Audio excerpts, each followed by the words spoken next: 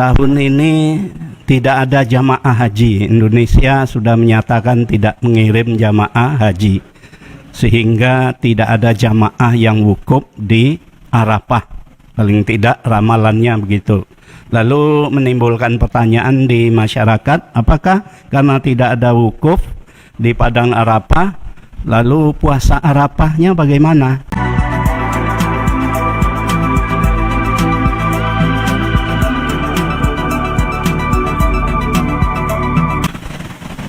Assalamualaikum warahmatullahi wabarakatuh. Alhamdulillah, wassalatu wassalamu ala rasulillah wa ala alihi wa ashabihi wa mawalah. Ibu bapak sekalian yang saya hormati, dan secara khusus pimpinan Pusat Muhammadiyah, Ketua Bapak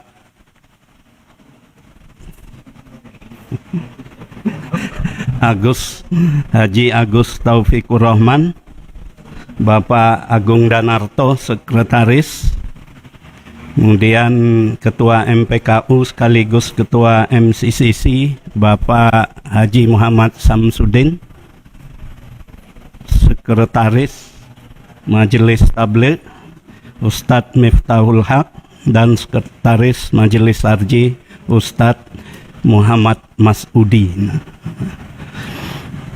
Tadi amar fatwanya sudah dijelaskan secara singkat. Saya akan menjelaskan beberapa argumen keagamaan dari amar fatwa tersebut. Yang pertama, sering ditanyakan dalam masyarakat, ini nampaknya tahun ini tidak ada jamaah haji. Indonesia sudah menyatakan tidak mengirim jamaah haji, sehingga tidak ada jamaah yang wukuf di Arafah. Paling tidak ramalannya begitu. Lalu menimbulkan pertanyaan di masyarakat, apakah karena tidak ada wukuf di Padang Arafah, lalu puasa Arafahnya bagaimana? Nah, ini. Jadi dalam fatwa Majelis Arji, dan tadi sudah dibacakan oleh Sekretaris Pimpinan Pusat Muhammadiyah, yaitu puasa Arafah tetap dilaksanakan.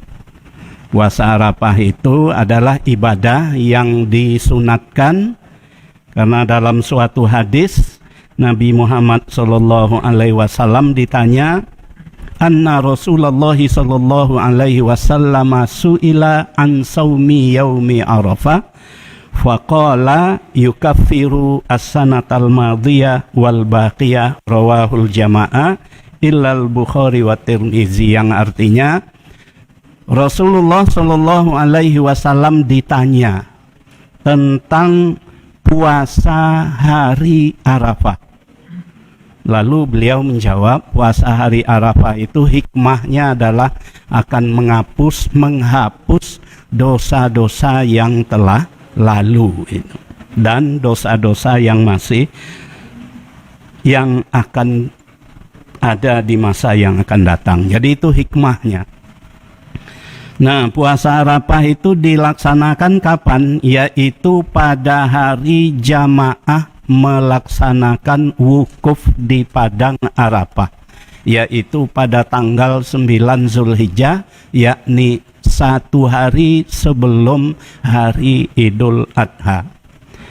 Nah, kapan jatuhnya? Untuk tahun 1441 Hijriah ini insya Allah nanti akan jatuh pada hari Kamis tanggal 30 Juli 2020. Nah, jadi seandainya nanti tidak ada jamaah haji yang melaksanakan wukuf di Arafah, pada hari itu tetap dilaksanakan puasa sunat hari Arafah bagi yang ingin melaksanakannya, karena hukumnya adalah sunat. Mengapa begitu? Karena ternyata Rasulullah Shallallahu Alaihi Wasallam sebelum melaksanakan haji pada tahun 10 Hijriah, beliau ternyata sudah melaksanakan puasa Arafah. walaupun pada saat itu belum ada jamaah haji kaum muslimin yang melaksanakan puasa Arafah. Nah, jadi itu yang pertama. Jadi merupakan ibadah sunnah. Jadi Nabi meskipun tidak ada jamaah haji kaum muslimin yang melakukan wukuf di Arafah sebelum tahun 10 Zulhijjah, ternyata beliau dan para sahabatnya telah biasa melaksanakan puasa Arafah. Jadi puasa Arafah itu tidak tergantung kepada ada tidaknya jamaah haji yang sedang wukuf. Puasa Arafah itu dikaitkan dengan hari di mana semestinya jamaah haji melaksanakan wukuf. Jadi itu yang pertama, dalil-dalilnya sudah disebutkan di sini. Nanti bagi yang ingin memperhatikan bisa dibaca di internet, di web Muhammadiyah dan web Majelis Tarjih. Yang kedua, sholat Idul Adha. Pada dasarnya tuntunan yang dikeluarkan oleh pimpinan pusat Muhammadiyah dan telah didiskusikan oleh Majelis Tarjih itu tidak berbeda dengan tuntunan sholat Idul Fitri, yaitu pada dasarnya sangat dianjurkan dilakukan di rumah masing-masing dengan alasan bahwa keadaan persebaran COVID-19 belum menunjukkan grafik yang menurun secara signifikan. Walaupun kita sudah menamakan diri kita dalam keadaan new normal, tapi konsep new normal itu kan untuk mendukung kegiatan kita di bidang lain, yaitu ekonomi tidak boleh mandek, karena itu juga sangat penting. Nah, namun hal-hal yang dapat kita laksanakan di rumah, ya kita laksanakan di rumah, seperti ibadah. Kalau beli sayur, apa itu nggak bisa di rumah nggak ada toko tempat jual sayur, kita harus beli di pasar. Dan pasar kalau ditutup, ya kita tidak bisa belanja di pasar. Dari mana kita mau beli sayur, beli ikan, beli beras, dan sebagainya itu. Ya, jadi itu mengenai sholat Idul Adha. Jadi dianjurkan di rumah. Nah, tadi juga sudah dinyatakan bagi yang ingin melaksanakan di lapangan itu diperkenankan bagi daerah yang oleh pemerintah setempat dan pihak berwenang termasuk oleh MCCC sudah aman untuk dilakukan, silakan dilakukan, tapi dengan kelompok yang kecil. Jadi di sekitar kampung masing-masing, nah, di sekitar RW, RT masing-masing. Nah, jadi tidak di lapangan. Kalau seperti di Jogja ini dibawa ke lapangan depan Istana Sultan umpamanya. Nah, itu bagaimana melaksanakan protokol kesehatan dengan orang yang begitu banyak? Saya tanya panitia di situ, salah seorang yang biasa, saya tidak bisa membayangkan bagaimana mengatur protokolnya seperti itu. Oleh karena itu kita menyarankan kalau dilaksanakan di lapangan, ya di tempat yang kecil, di lingkungan masing-masing, sehingga mengurangi kerumunan. Kerumunan harus kita kurangi agar persebaran COVID-19 itu tidak merajalela. Karena kita tidak tahu, orang yang menurut kita sehat-sehat saja nggak apa-apa, tapi kita nggak tahu dia dari mana. Mungkin dia pernah ke pasar, mungkin dia pernah ke tempat itu, ke tempat ini, kita tidak tahu. Apalagi karena adanya banyak terjadi sekarang ini orang tanpa gejala. Jadi untuk menghindarkan itu, kita ingin secepat-cepatnya keluar dari darurat pandemi COVID-19 ini. Nah, jadi oleh karena itu dituntunkan seperti juga Idul Fitri yang lalu, sholat di rumah atau di lapangan yang kecil di sekitar tempat masing-masing itu. Nah, itu mengenai pelaksanaan sholat Idul Adha itu. Nah, beberapa argumen yang kita kemukakan adalah antara lain firman Allah, auzubillahi minasyaitonirrajim, wala tulqu biaidikum ila tahlukah wa ahsinu innallaha yuhibbul muhsinin. Yang artinya jangan kamu menjatuhkan dirimu ke dalam kebinasaan dan berbuat baiklah.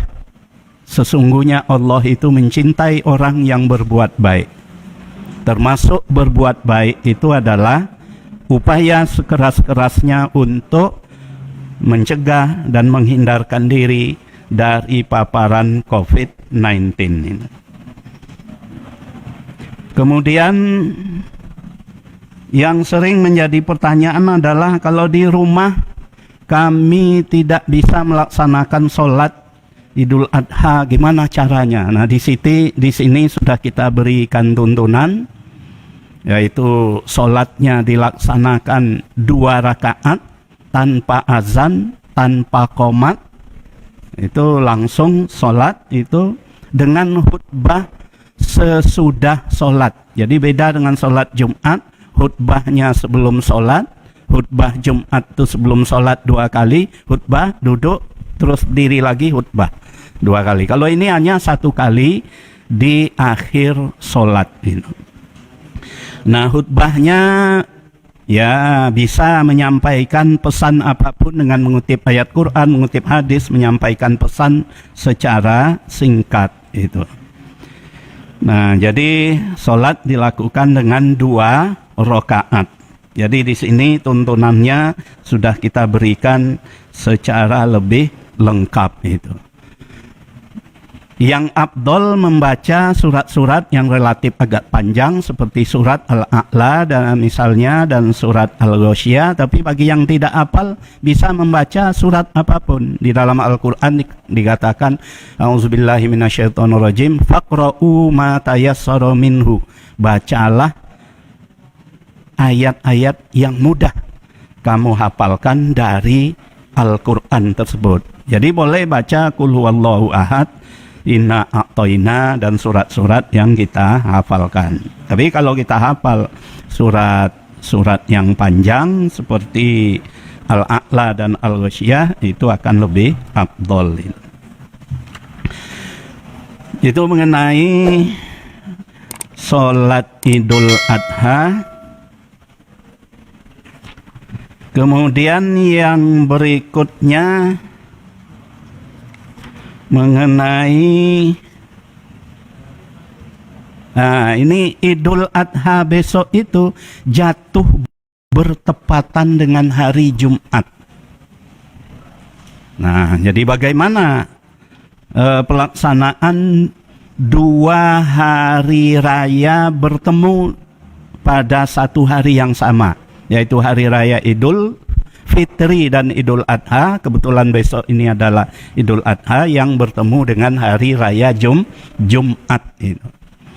Maka di dalam hadis-hadis Nabi dikatakan ada banyak hadis. Salah satunya mungkin bisa saya kutip di sini. An Iyas bin Abi Ramlah Asy-Syamiyyi qala syahidtu Muawiyah bin Abi Sufyan radhiyallahu anhu wa huwa yas'alu Zaid bin Arqam qala hal syahidta ma'a Rasulillah sallallahu alaihi wasallam idaini ijtama'a fi yaumin qala na'am qala fakaifa sana'a qala shallal ida thumma rakhasa fil jum'ati faqala man sya'a falyusalli. Rawahu Abu Daud wa sahahahu Al-Arnaud wal Albani. Yang artinya dari Iyas bin Abi Armalah Asy-Syami, dia berkata, saya menyaksikan Muawiyah bin Abi Sufyan bertanya kepada Zaid bin Arqam. Katanya, hai Zaid, apa engkau pernah mengalami bersama Rasulullah 2 hari raya bertemu pada 1 hari? 2 hari raya itu hari Id, hari raya Id dan hari Jumat bertemu pada 1 hari. Qala na'am, ia menjawab, ya pernah. Qala Muawiyah bertanya lagi, fa kaifa sona'a? Bagaimana yang dilakukan oleh Rasulullah? Maksudnya ketika bertemu 2 hari raya pada satu hari yang sama itu. Qala Zaid bin Arqam menjawab, Sholal ida. Rasulullah sallallahu alaihi wasallam melaksanakan salat Id. Thumma rakhasa. Kemudian Rasulullah memberi rukhsah. Memberi rukhsah itu memberi keringanan, dispensasi.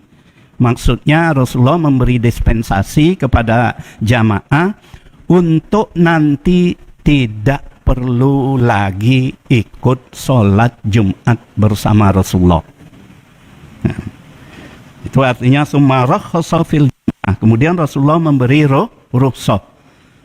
Nah, jadi boleh tidak ikut sholat Jumat. Nah, kalau tidak ikut sholat Jumat, lalu gimana?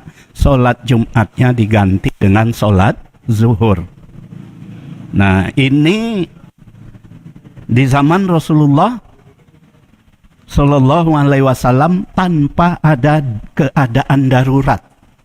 Nah, kalau sekarang ada keadaan darurat, tentu hal tersebut lebih dianjurkan lagi. Faqala, beliau berkata, man sya'a falyusolli. Tetapi siapa yang mau ikut sholat, silakan ikut sholat Jumat. Nah, itu dalam keadaan normal. Jadi pada hari Jumat itu ya panitia tetap menjalankan sholat Jumat, tetapi jamaah diberi rukhsah, diberi dispensasi untuk sholat zuhur, terutama yang datang dari daerah yang jauh. Nah, kita ini ada alasan sekarang, kita dalam darurat COVID-19, kita harus mengurangi frekuensi pertemuan-pertemuan yang melibatkan orang banyak. Ini keadaan daruratnya dalam rangka meretas dan memutus persebaran COVID-19. Oleh karena itu tidak usah sering-sering ketemu, pagi sudah ngumpul, nanti tengah siang ngumpul lagi, nggak usah. Jadi sholat saja, sholat Jumatnya di rumah masing-masing. Nah, itu tuntunan yang pokok itu. Jadi berdasarkan beberapa hadis yang sudah kita sebutkan.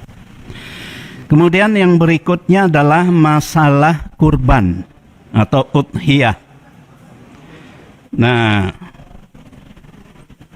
kurban itu adalah ibadah yang sangat dianjurkan dalam istilah hukum syariah, sunnah muakkadah. Sunnah itu dianjurkan, muakkadah sangat ditekankan. Jadi sangat dianjurkan, ibadah yang tidak wajib tapi sangat dianjurkan. Nah, jangan sampai orang yang mampu tidak berkurban, walaupun itu bukan wajib. Itu.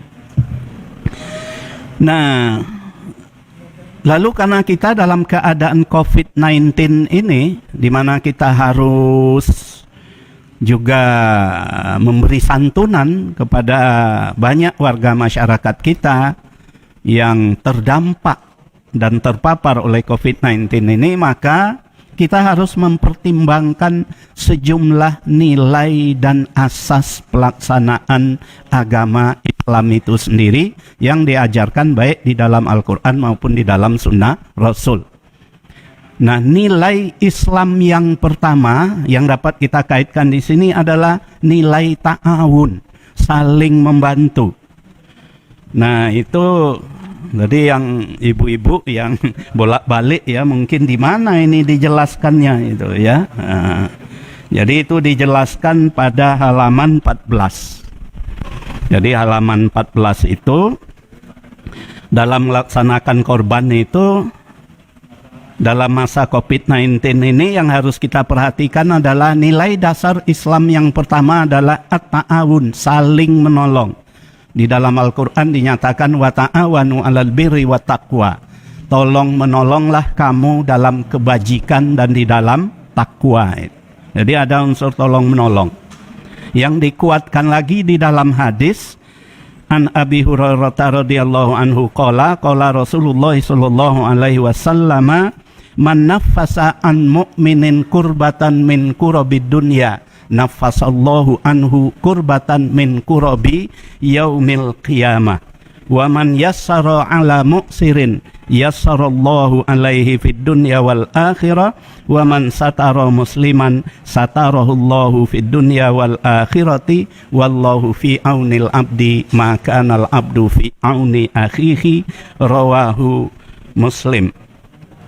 Yang artinya dari Abu Hurairah diriwayatkan bahwa Rasulullah bersabda, barang siapa yang membebaskan seorang mukmin dari suatu atau dari salah satu kesulitan dunia, maka Allah nanti akan membebaskan dia dari salah satu kesulitan di hari akhirat. Jadi artinya pahalanya sangat besar membebaskan orang dalam kesulitan, termasuk kesulitan ekonomi. Dan barang siapa yang memberi kemudahan kepada orang yang berada dalam kesukaran, Allah akan memberi kemudahan kepada orang itu di dunia dan di akhirat. Dan barang siapa yang menutup aib seseorang, Allah akan menutup aibnya di dunia dan di akhirat. Dan Allah akan senantiasa menolong hamba-hambanya yang selalu memberi pertolongan kepada saudaranya. Nah, jadi asas nilai dasar pertama dalam Islam itu kita hidup saling tolong menolong, termasuk menolong orang yang sedang mengalami kesulitan dalam masa-masa pandemi COVID-19 sekarang ini. Ada lagi hadis yang menyatakan, misalnya an Abi Musa anin Nabi sallallahu alaihi wasallam qol, innal mu'mina lil mu'mini kal bunyan yashuddu ba'duhu ba'dan, rawahu al-Bukhari. Yang artinya dari Abu Musa, dari Nabi sallallahu alaihi wasallam diriwayatkan bahwa beliau bersabda, orang-orang mukmin itu seperti sebuah bangunan. Satu bagian dari bangunan itu menyangga bagian yang lain. Ini artinya ada nilai dasar solidaritas sosial dalam Islam yang dikuatkan lagi oleh hadis Nabi, yaitu ini masih pada halaman 14, An-Nu'man bin Bashirin qala Rasulullah sallallahu alaihi wasallam, masalul mu'minina fi tawadihim wa tarahumihim wa ta'atufihim masalul jasadi idza ishtaka minhu udun tada'alahu sairul jasadi bis-sahari wal huma. Orang mukmin itu dalam berkasih-kasihan, di dalam saling mencintai, dan di dalam saling bersolidaritas seperti satu tubuh. Apabila satu bagian dari tubuh itu mengalami sakit, maka akan dirasakan oleh seluruh bagian tubuh yang lain. Inilah konsep masyarakat yang mengetengahkan nilai solidaritas sosial sebagaimana diajarkan dalam hadis Nabi Muhammad sallallahu alaihi wasallam.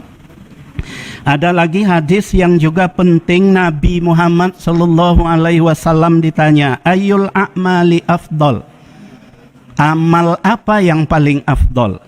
Nabi menjawab, antudkhila ala akhikal muslim sururan. Engkau memberikan kegembiraan kepada saudaramu yang lain. Ada orang sulit, dibantu, itu sebuah kegembiraan. Diberi harapan, tapi bukan harapan yang palsu, harapan yang benar-benar diwujudkan. Itu amal yang paling afdal. Kemudian autak di anhu dainan, atau engkau membantu membayarkan hutangnya. Autut imuhu khubzan, atau engkau menyantuni dia dengan sepotong roti, artinya memberi kebutuhan sembako.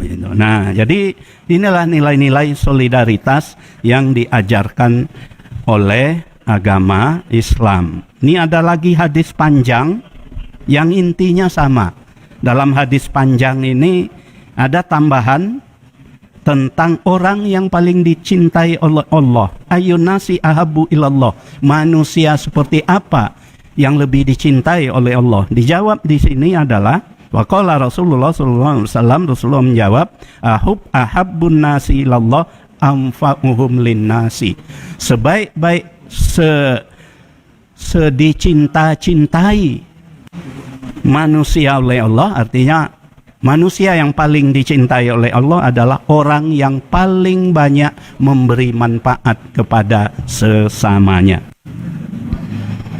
Nah, dari sini ada asas kemanfaatan yang diturunkan dari nilai solidaritas itu, ala ahammu muqaddamun minal muhim. Yang lebih penting didahulukan dari yang penting. Nah, atas dasar itulah dikeluarkan amar fatwa yang tadi telah dibacakan oleh Pak Agung, yaitu nomor 1,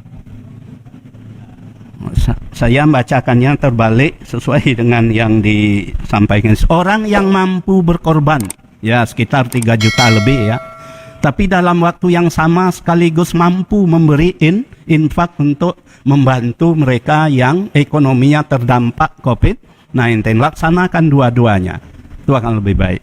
Yang kedua, orang yang punya kemampuan dana pas-pasan. Ya, kalau korban 3 jutaan ya mampu sih, tapi kalau lebih dari itu nggak mampu. Nah, di sini Majelis Tarjih menuntunkan supaya diberi prioritas untuk membantu yang terdampak COVID-19 secara ekonomi itu tadi. Nah, jadi karena korban itu ya paling-paling 2 hari habis. Dibagikan daging, 2 hari habis, yang dapat ya kaya miskin dapat semua satu kampung itu. Nah, sementara kalau diberikan dalam bentuk bantuan khusus untuk mereka yang miskin dan juga yang terdampak COVID-19, itu manfaatnya akan lebih besar. Jadi orang yang sudah berkecukupan ya nggak usah makan daging lah waktu itu. Kalau makan daging ya beli aja sendiri, kira-kira begitu. Dia kan mampu untuk beli sendiri. Jadi itu intinya. Kemudian tadi juga telah disebutkan penyembelihan korban harus mengikuti protokol kesehatan, utamanya dilakukan di rumah potong hewan. Kemudian membagikannya jangan dipanggil orang ke masjid, nanti berkerumun. Jadi panitia antar ke rumah mas yang bersangkutan. Ya, jadi demikian saya kira penjelasan tambahan yang dapat saya berikan, mudah-mudahan ada manfaatnya bagi kita semua. Jadi sebagai pesan terakhir itu, mari kita terus berjuang melawan COVID-19 ini dengan cara mengurangi frekuensi pertemuan dan memenuhi protokol-protokol kesehatan di mana dan kapan kita terpaksa harus berkumpul. Demikian kurang lebihnya, mohon maaf. Wassalamualaikum warahmatullahi wabarakatuh.